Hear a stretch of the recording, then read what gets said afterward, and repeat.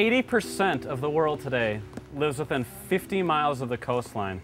So like 4 out of every 5 people, if you were to take the whole world scale, is going to be about 50 miles from the coast. So we're all right by it. And because of the way that we live, because of the way that we've chosen to place ourselves, sea travel and ocean travel and lake travel has become a huge part of the way that we live today. Like, sea commerce is absolutely everything. We as people are connected to the water. We're connected to the idea of the water. Like, we understand that without water, we can't make it, we can't live. Like, a desert is one of the most frightening places we could be. Why? Well, it's because we would be without water. There was a period during the scriptures where the people in the Bible went 700 years without rain. They went 700 years without a single drop of water coming from heaven. Imagine like 700 years without rain. Imagine just like 7 months without rain, and the way that we would be freaking out, or the way that we would just start to miss the rain, the way that we would start to miss the sound of thunder, the way that we would miss raindrops when they hit the ground. And this is what the people had, except that it had been prolonged over so many years. So like, they're living in this desert place without any rain, and they're absolutely struggling to make it. Because of this connection that the people had with water, and the way that they missed the rain and the way that they longed for the rain, you read this incredible poetry in the scriptures of how, like, God, like, your presence, let it fall on us like rain. Like, God, drown us in your love. God, drench us in your presence. God, let it just be overflowing and powerful, like the rain. Like, Jesus even refers to himself as the water of life.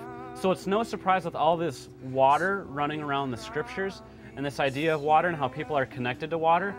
The first followers of Jesus we see, what are they? They're fishermen.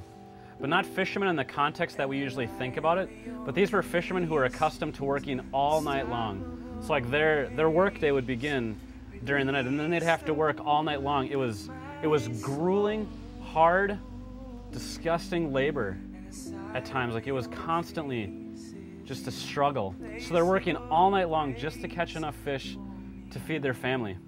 So when Jesus calls them, he's not calling like some people who are just casting their rod into the lake and like people who just sit in the boat all day and drink soda or something like that. He's calling people who knew what it meant to dig in your heels and work incredibly hard. He's calling fishermen. He's calling people who know how to get down and get into it and have discipline and work hard. And these fishermen that Jesus calls, like, they're not just ordinary fishermen. It says that they had hired hands, which means they owned their own business. So these fishermen are actually doing really well. So when Jesus calls these first disciples, he's saying, like, the model that I want for a disciple is someone who knows how to work hard and then like leave everything behind.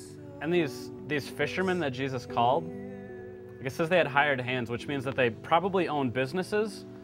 So they had quite a bit to lose by following Jesus in terms of like the wealth and security standard. And this is the model that Jesus wants for his early followers. He wants people who know how to work hard, who know how to dig their heels in, but then people who are also not afraid to take risks and leave some things behind. In fact, people who are willing to leave everything behind for the sake of following him and for pursuing him. There's this later follower of Jesus named Paul, and when he's talking to a group of people in a city called Corinth about what it means to follow Jesus, he's saying, it means everything. Remember the example that you first saw? It means everything. Corinth was this city where a historian, he called it the Las Vegas of his day, because there's just the craziest things happening all around Corinth. So you've got this group of Christians who are trying to serve Jesus, who are trying to live the way that he said to live, and they're going, this doesn't seem to be worth it. It costs too much. It's too hard. And then when we look at like everyone around us, it seems like they're getting off so much easier than us. It seems like they get to enjoy things that we never get to enjoy. They get to have things that we never get to have. And they're kind of bitter about that. And Paul says, the life that you've chosen, so much better than theirs. They're going to be disappointed with their life. Their life is going to be lacking. You need to remember the life that Jesus has given you and take hold of it, because the Jesus life means everything. Maybe you're walking around, you've been a Christian for a number of years, and when you stop and you take inventory of what you get to do versus what other people get to do, you're like, well, this just doesn't add up. It doesn't seem like the life that I have is better than theirs.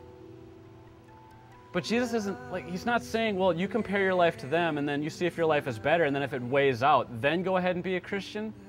Saying sell out to being a Christian, because when you get into it, when you fully give your life to following Jesus, you see that it's worth it.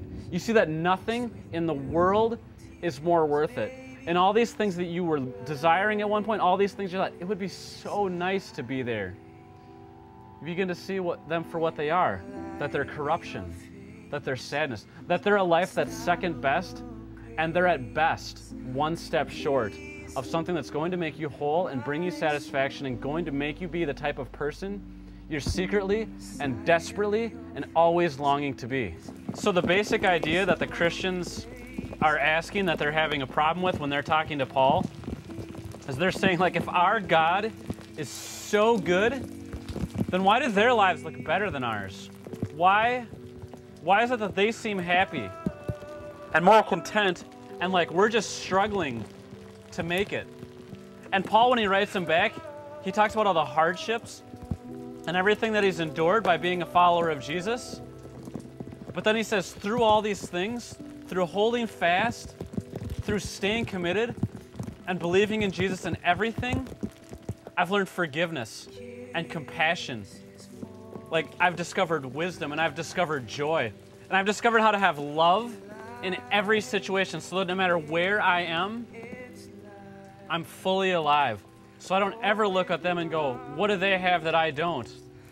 But I'm able to look at them and realize that, like, I have a life that they never could because of Jesus.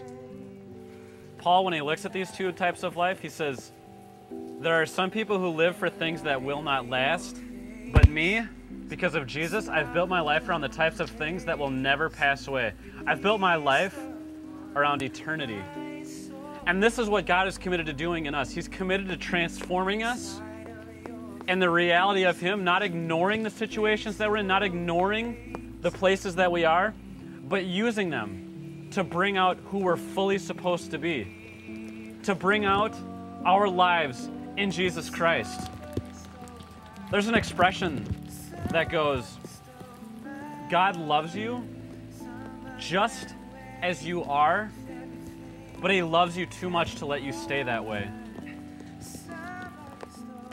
So as you go through your life, as you look at these situations, remember that God is looking to rain down His love on you and wash you clean and transform you and make you new.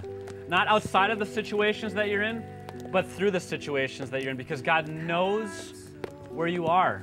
Jesus has been there, and He said, my life is better. So my brothers and sisters, as you live, remember that we're surrounded in a world that is full of the love of God, that is full of God's awesome love raining down on us and transforming us.